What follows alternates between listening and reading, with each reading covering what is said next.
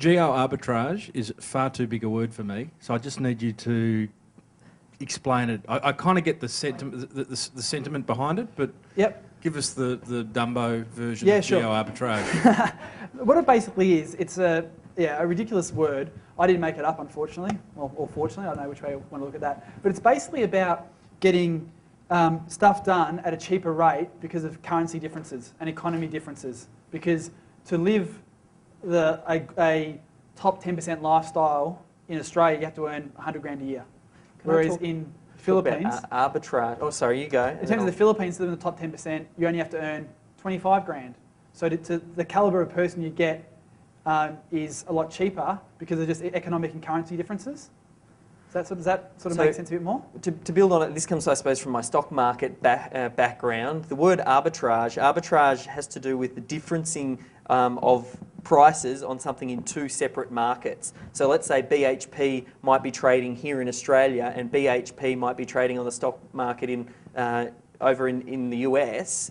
When the market closes, what might happen is the share price for BHP might go up a little bit. So now the price of BHP is worth more than it's listed over here in Australia. The market's closed. So now that the value of BHP has risen while the market's been closed here in Australia, there's a difference between what someone could buy BHP for over here and what they could buy it for over here. So the arbitrage is the difference between those two markets. So the idea of geo-arbitrage is looking for the difference where you can get the same thing done in two separate markets, and there's a difference in the price between what you'd pay somewhere and what you'd pay somewhere else. So that's what arbitrage is. So geo-arbitrage, as Pete was saying, it's just to do with, you know, geographically speaking, you can get something for a lot cheaper in one market than another market. Question up front.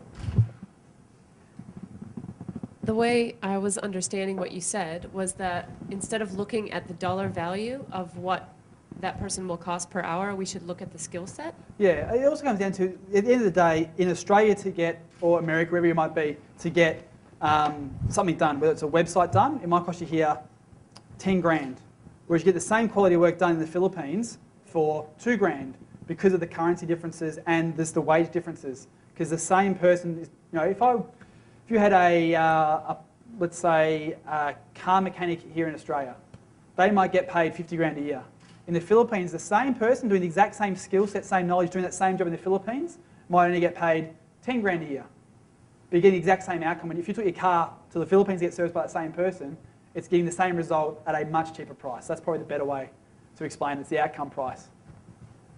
So it's due to economic differences as well as the actual Yeah, I got it. That's good, thank you. And what I did, I've got a great designer in Serbia. Don't know where Serbia is, but he's very, very good. And I just couldn't figure out what... can I have the 20? It's got to be good. It's got to be good. I just couldn't figure out what was of value to him. And there really is a Big Mac index, and I went and figured it, and went and saw what a Big Mac was worth in Serbia, and it's actually not very much.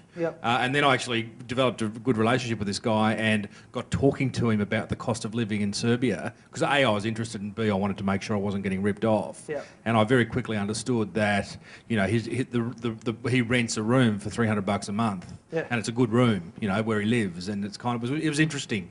I just wanted to make sure that I was on the kind of... That's exactly what it is. It's just because it's that, you know, just the cost of living over there is so much different that, you know, if you paid someone... This is the whole argument too, is that if you went and paid someone in the Philippines, hypothetically, or a company went into the Philippines and said, I'm going to hire the top 10% of their staff and pay them 100 grand a year, their economy is going to be absolutely screwed.